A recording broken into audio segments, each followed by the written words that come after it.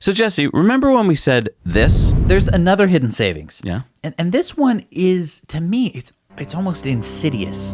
What is it? So by age 35, every extra IQ point you have should, on average, earn you $810 more per year, according to the American Enterprise Institute. Now, research has shown that poor air quality can lead to a decrease in IQ, which in one study found a decrease of as much as 6.6 points. Wait a minute. So you're saying that the IQ points lost by kids riding diesel school buses could mean actual less money that they'd earn? Oh yeah, that was back in 2019 for our Magic School Bus episode, where we talked about all the benefits of electric school buses and all the harmful effects of regular old diesel school buses. Right. Well, this guy watched our video and he did something you won't believe. I'm Zach. And I'm Jesse. And you're watching In Depth on Now You Know.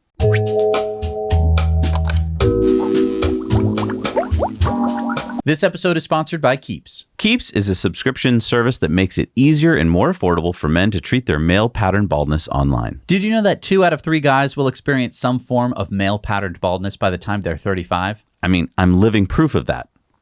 The best way to prevent hair loss is to do something about it while you still have your hair left. With Keeps, a licensed doctor will review your information online and recommend the right hair loss treatment plan for you. Then your treatment is shipped right to your door every 3 months.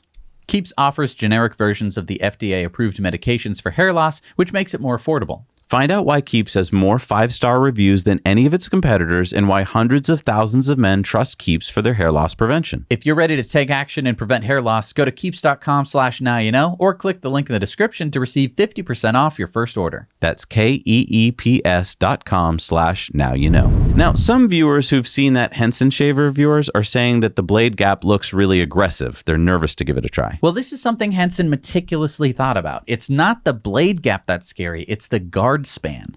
Unlike other razors where the blade gap is short, but the guard is far away from the blade, Henson's shavers reduce that a lot, making it harder to accidentally cut yourself. Pick up one today at the link below and get 100 free blades, courtesy of Henson. All right, so let's talk to this mystery guy and find out what he did. Hey there, I'm Austin Meyer, and I wrote X-Plane. It's a flight simulator, and Xavion, which is an iPad app that guides light airplanes, and I do some charitable giving, especially in the South Carolina area. All right, so you watched our video and you bought 3 electric school buses for like $1 million and then you gave them away. Correct. So I was taking a walk down by the river in Columbia, South Carolina, and I was listening to your electric school bus video, and you were just hitting point after point after point on the pollution that diesel buses put out, the damage they do to kids' health. And then you started doing a clinical analysis of how the pollution from a diesel bus hurts the IQ of children. And you tried to turn an IQ damage into a financial cost. And listening to you clinically describe IQ damage being done to our children just caused me to say, whoa, whoa, whoa, whoa. This goes beyond a YouTube video. It goes beyond a clinical analysis. I need to take an action now. And so I got on the email and the phone. I got to Thomas Bus, which makes electric school buses, and I said, I gotta buy some buses, electric ones for South Carolina. Can y'all come and meet me? So we met at a little convention center that a friend of mine operates, had, a little catered lunch, and I was like, I gotta get some buses. How much they cost? And they gave me a number, and I think it was like 340 grand, 350 grand. I said, well, mark it down and I can afford 3 of them. That's my budget. And so they gave me 3 buses at $250,000 each, and then Daimler, the parent company of Thomas, they threw in a 4th for free. And we've got now 4 buses. I guess it's buy 3, get 1 free. And we're giving 4 buses to public schools in South Carolina. Wow. So, okay, before we get into who gets the buses, how did you find our video? Well, it was, the icon for the electric school bus is like the best YouTube video icon I've ever seen. How could I miss it? Thank you. I appreciate that. Not many people agree with you in terms of the view count of that video. So thank you for watching that. Well, I just been watching y'all for years, just like all the other subscribers. I've been watching y'all for years. I just see every now, whenever it comes out. And this is just one of the videos I saw. And unlike so many of the videos y'all put out there, this one had such a blatantly obvious call to action. I mean, I already drive a Tesla. My wife drives a Tesla. We're already a Tesla family. this video showed what the next logical step is. Okay, this is a feel-good story. I feel like the press in South Carolina and the Carolinas must be all over this story. Tell me about, like, you must be doing interview after interview. Right. So here's the deal. I have more than one press contact in South Carolina. I literally found out about this problem from your video. I am providing the solution to it by literally buying electric school buses and giving them away. I'm presenting the solution to the problem on a silver platter with a little bow around it. I went to lots of contacts in South Carolina media to tell them about this, and they could not be bothered to answer my email. They would not even answer the email. When they saw a solution to a problem that was automatic, dead on arrival story, and I got a grand total of one reply to all the emails I put out, and that reply was from somebody that does radio-only interviews about charitable corporations. And when we started the radio interview, the first words out of the interviewer's mouth were, "Now remember, Mr. Meyer, you're not allowed to mention the name of any companies in this interview." And I said, well, why not? It's like, no, if you mention any company names, then I'm to be fired. So no name dropping allowed. So rule number one of the interview, don't mention any companies that might have solutions to problems. And then when the interview was done, she put it on at 5:30 Sunday morning on the radio. That was the grand total radio exposure. 5:30 a.m. Sunday morning, where no company names are allowed to be discussed. That is the total response I've gotten from the mainstream media on this. But, I mean, what? Yeah, I mean, maybe you should fill these buses full of puppies or I think bunny you should rabbits or take something. Take the free one you got from Daimler and crash it into something. I know, this is what just drives me up the wall. The mainstream media is not incentivized to solve problems. They're incentivized to either create them or cover them, but by all means, don't take any action to actually solve a problem. What they need is something people can argue with each other about. They need hatred. They need argument. They need misinformation. They need problems with no apparent solutions. These are the things that give the media the ratings and, of course, go a huge way towards ruining this country and just turning it into the kind of toxic landscape that we have right now that we both know is so damaging. All right, so you've got these buses. First of all, how are you picking who to give them to? Okay, so Kirkman Finley, he's my cousin. He's in the South Carolina state legislature. And I went to Kirkman. I was like, Kirkman, you got to buy a bunch of electric buses. We got to switch South Carolina to all electric. And Kirkman was like, Austin, that would be great if we just got everything we wanted. That's not how government works. That's not how people work. And there's plenty of people that don't even think they need an electric bus. He said, Austin, what you got to do is you got to make the people that want the electric bus come to you. The way you're going to do it is an essay contest. Come up with some sort of a contest where the schools come to you, they tell you they want an electric bus, you give it to them. You're going to bypass the government blockades that we have here in the state government. You're going to bypass the people who say, well, I don't want my money spent on an electric bus. I want it spent on something else. And you're going to go to the people that appreciate it and that they want it. So that's what I'm doing. I put out a little contest where any school in South Carolina can send me an essay, a book report, a science project, a YouTube video, a painting, a poem, anything they want that lets me know that they want an electric school bus. And the top 4 finishers, and I say top, when I say top, what I mean is, I don't mean the best poem, I don't mean the best essay, that's not what I mean. The top finisher to me is a school that will really use the thing to displace fossil fuels. I'm looking for a school that has a daily bus route that is long, close to the 135-mile range of these buses, and has really got an outside-the-box thinking that it's going to let them actually use the bus. I'm looking for the people that will put these things to good use. And the deadline, by the way, for submissions is the end of this year being 2021. If you're watching it after 2021, sorry.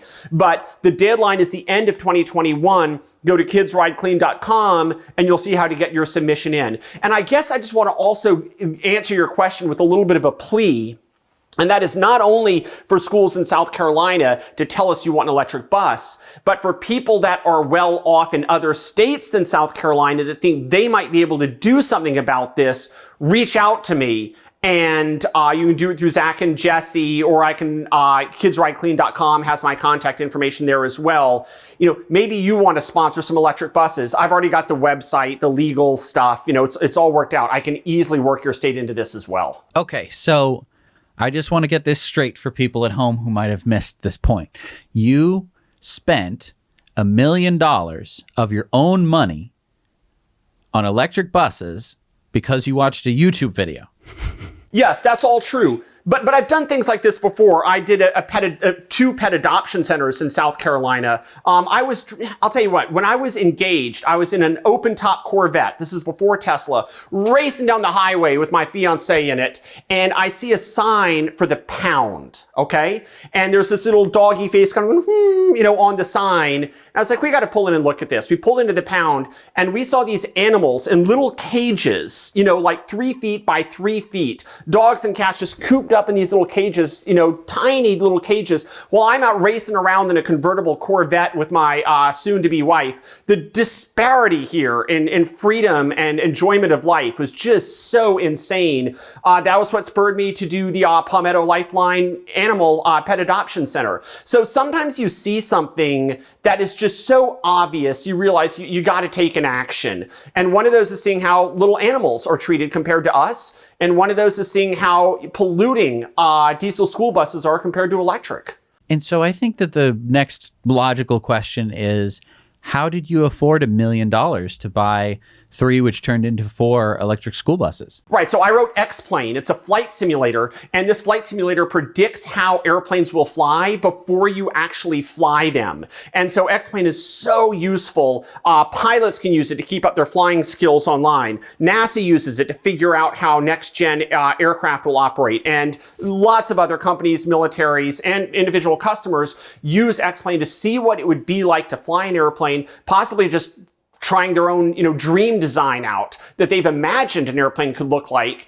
They can fly it in the sim without ever having to actually build the real airplane. So X-Plane does pretty well. We're a small, scrappy company, and we do well enough that I've got some excess revenue, and this is the type of way I spend it. Now, you got to drive one of these electric school buses. Speaking of simulators, this is the real thing, and you got to drive it. Tell us, what was that like? Oh my gosh, it was incredible. So I remember the first time I drove a Tesla, it was an early Model S. And, it felt a little heavy, a little wobbly compared to the new ones. It wasn't nearly as fast as they are today, but it still gave a surprisingly good pull. And so this bus really felt like a first-gen Model S. Fast enough, it kind of surprises you. Still kind of a heavy, kind of wallowing feel, but the silence is just so welcome. And so when you first get in there and it kind of goes, because it's making a little artificial noise to make sure it doesn't run over anybody at really low speed. And then you get on the gas, and there's enough of a pushback in the seat. You're in something that's no normal bus.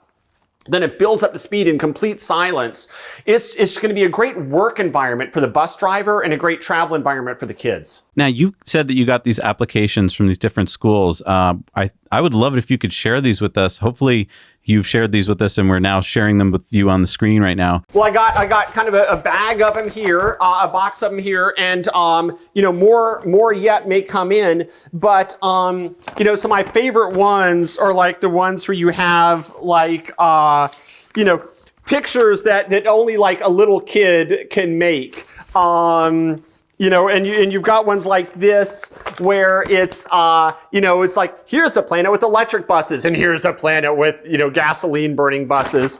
And so these wonderful pictures that the kids turn in, no pollution. And so there's all these wonderful paintings and drawings and stuff that they do there's nothing quite like looking into the mind of how kids think when you present them with a possible reality, a reality we could have. There's a school bus that looks like a rocket and is somehow zero emissions at the same time. So, you get those minds turning, and my hope is what's going to happen is when these kids start riding these electric school buses, they're going to tell their parents, and then their parents are going to tell other parents, and those parents are going to tell their lawmakers.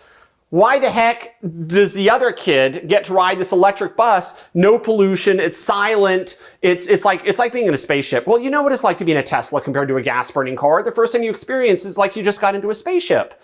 And when kids experience this with a school bus, I don't think there's much of a chance that they're not going to tell their parents. Those parents are going to tell other parents, and those parents are going to start talking to lawmakers, and they ain't going to be too happy. That is a great philosophy. I think it's definitely going to work that way. And you must be having a tough, good problem right now, right? Which is trying to narrow it down to the winners. Yeah, exactly. I mean, take the number of applications that I've got, subtract 4, and that's how many additional buses I wish I could afford to buy.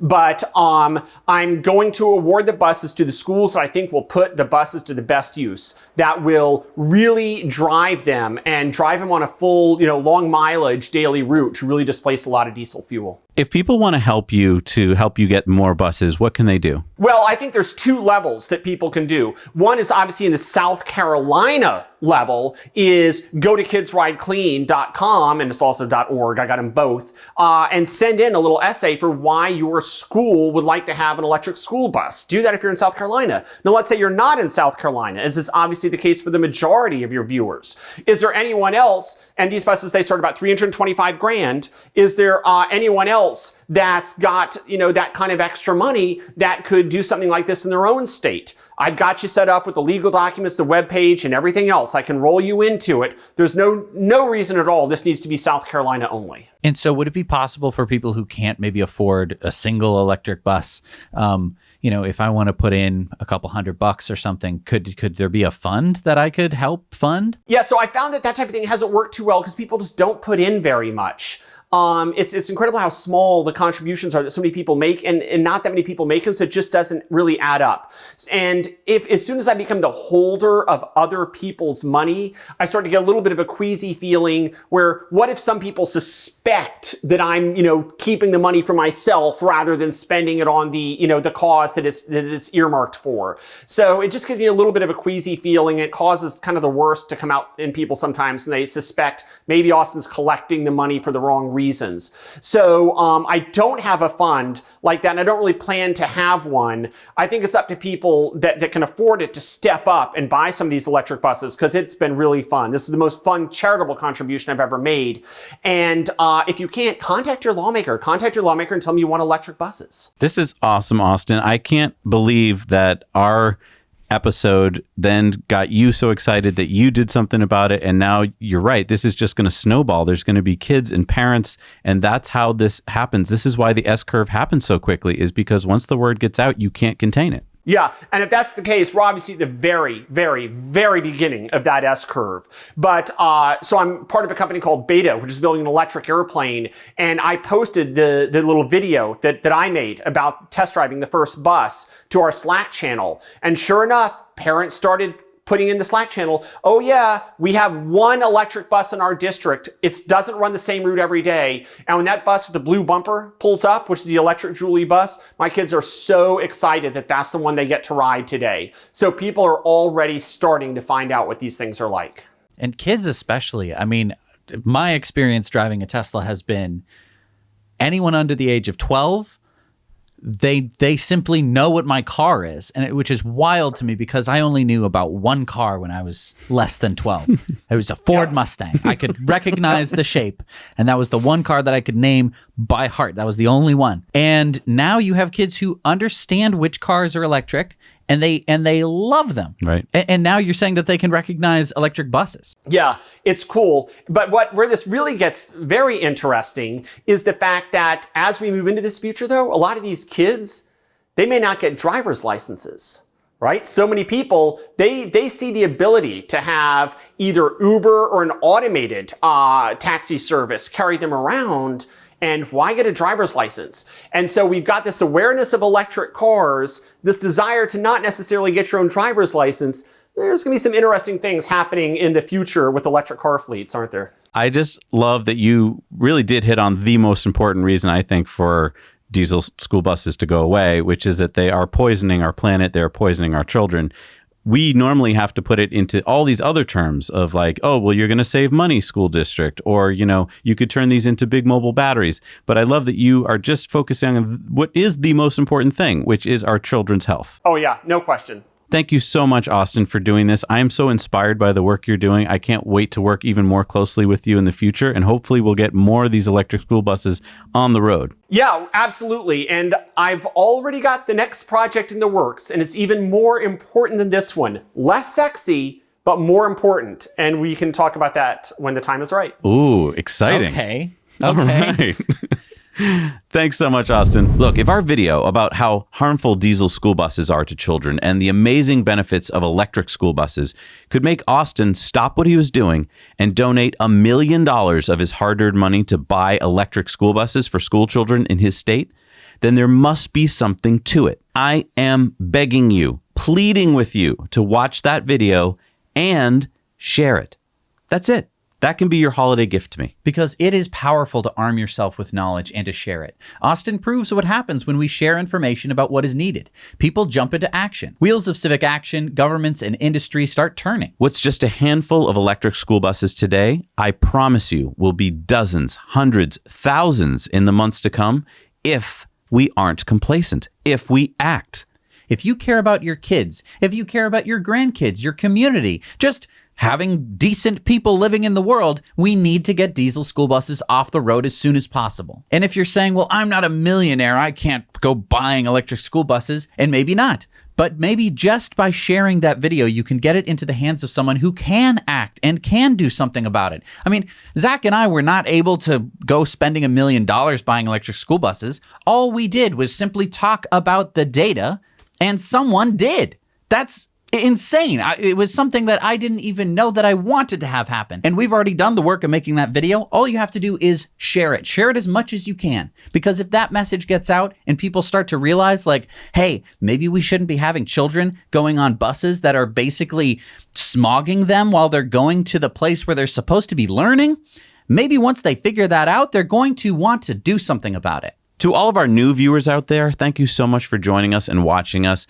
Thank you so much for being part of our community, and thank you for subscribing and liking our videos. This is how we share them to more people. And, you know, the holidays are coming up, and lots of you are itching to go over the river and through the woods to grandmother's house in your new EV, but you might be a little bit worried about long-distance charging. That's where a better route planner can really save the day. You can plan optimized routes from the comfort of a computer and then switch to your phone or in-car navigation the day of. You can save a lot of extra charging time by knowing exactly how long you need to spend at a charger. And you can plan on arriving with enough charge to take your brother-in-law for that mind-blowing test drive he's been bugging you about, and still have enough charge to get to your return charger. Any EV can use abetterrouteplanner.com for free, but use the link in the description for a 30-day free trial to the premium app. Thank you so much for watching this episode of In Depth. Again, we will have the link for that other In Depth that you can go check out and share. And also, I mean, once you share that first video with someone, you can share this one and go, see, we're not crazy. This guy isn't crazy. He's actually donating. I mean, maybe he's a little crazy. He donated $1 million of his own money,